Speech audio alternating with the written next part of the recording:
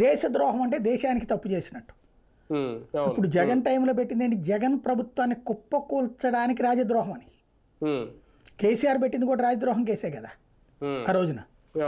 అంతకుముందు కాంగ్రెస్ పార్టీ పెట్టింది. ఇప్పుడు కోదండరాం పార్టీలోనూ అటు వెళ్ళాడు ఒక ఆయన, మన నల్గొండ జిల్లా ఆయన.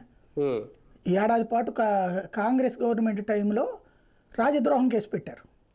అంటే రాజద్రోహం అనేటటువంటి దాంట్లో ప్రభుత్వాల్ని కూల్చడానికి జరిగేది సాధారణంగా నక్సలైట్ల మీద వీళ్ళ మీద పెడతారు రాజద్రోహం అనేటటువంటి. దేశద్రోహం అంటే మామూలుగా టెర్రరిస్టుల మీద పెడతారు. ఇప్పుడు ఈయన మీద పెట్టింది రాజద్రోహం. ఆ కేసులో ఆ సెక్షనే తీసేశారు ఇప్పుడు. కాబట్టి ఆ కేసు లేనట్టే. దాని గురించి కంగారు పడిపోయే అంత క్యారెక్టర్ కాదు రఘురామకృష్ణరాజు. స్ట్రాంగ్ ఇది ఉంది, అతనికి కసి ఉంది. తనని అరెస్ట్ చేయడాన్ని ఆయన అంగీకరించలేదు మనస్సు.